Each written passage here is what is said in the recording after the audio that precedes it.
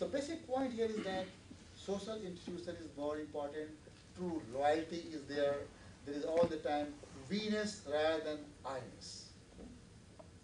So we want group rewards rather than individual rewards. But once again, as I told you, not every Saudi wants that way. There are other facts which have been noted by researchers. Importance of religion. Of course, Islam governs everything here.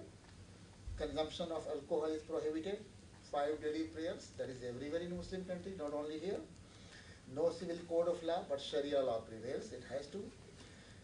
And good thing is that Americans have noted that Saudi people are very modest. You have to keep yourself under a statement, don't use loud speech, don't burst laughter, otherwise it will be considered vulgar. It is very much like Germans here, you can see that. So, at the same time, connection is very important. You must know people. Then only your genuine demands will be met. Otherwise, it can fall flat. So it is important to know people. So practices, when it comes to the work setting, what people have noted, those who have been expatriates working in Saudi Arabia. If you want to get appointments, Saudis are very courteous and hospitable. And perhaps because of this courtesy and hospitality, it can cause delay. Any decision has to be delayed.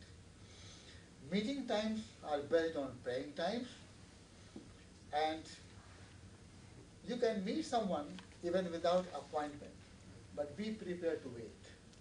Even if your time is there, people will say that there is a possibility the person is engaged on telephone, and you are still there waiting.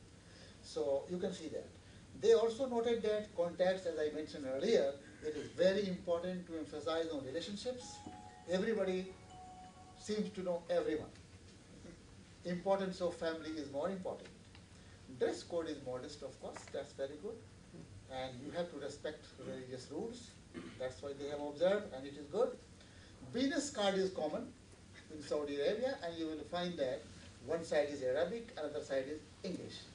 That's what happens in some of the Spanish countries also, like even Mexico you will find, Argentina you will find. That's okay. In China also they have one side Chinese, other side English. Anyway, business card, as I said, is very common. First name or title, I think most often, if you are not very formal enough, title is used, professor, doctor, as we are using just now here, But in the West, they will start with first name, that's all, no matter who you are. Whether you are president or vice president doesn't matter.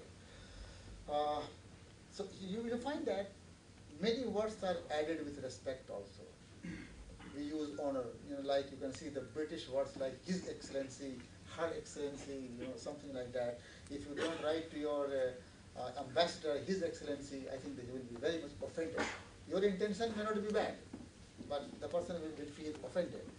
So first name, if you are using, that indicates very much familiarity, informal relationship. That develops after some time. Conversation is formal conversation in the beginning. So you have to be very much polite and you have to be listening. But business meeting starts with a small pace. You must know each other.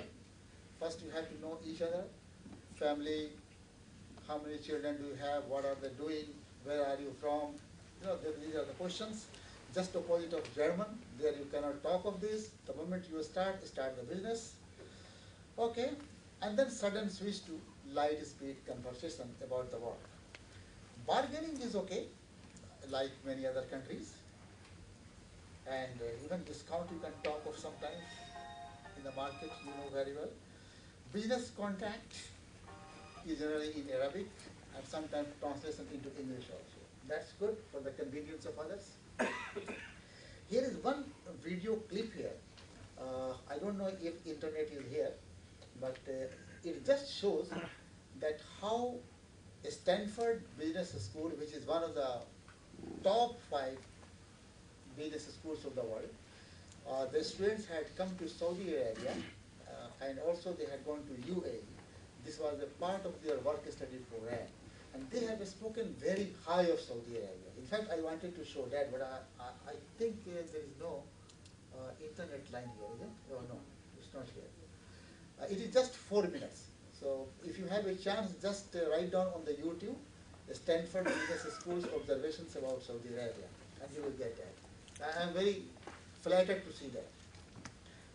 Okay. After knowing all these three things, I would like to summarize what I said. Basically, it is coming to interwoven work value. Interwoven means it cannot be separated.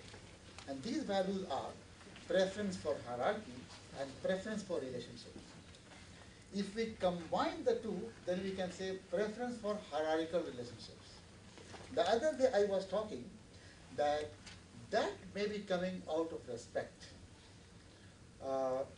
Respect is valued everywhere, in every society.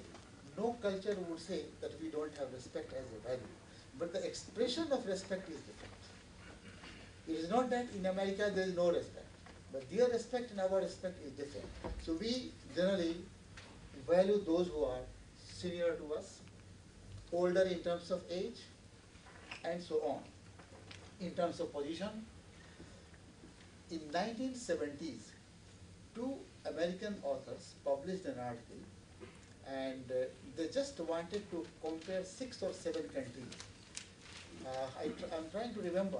One is America, United States of America, United Kingdom, Saudi Arabia, India, Rhodesia, I forget one. It must be some European country. What they were trying to understand, what is the level of authoritarianism in these countries? Authoritarianism is very much associated with Hitler. That is, the person who is full of vanity and whims, the person who is paranoid, that I am the supreme power, the person who is, you can say, very much hard-nosed, and so on. So you can see the personality of Hitler, that is authoritarian. And then they tried to see where these 7 countries are located.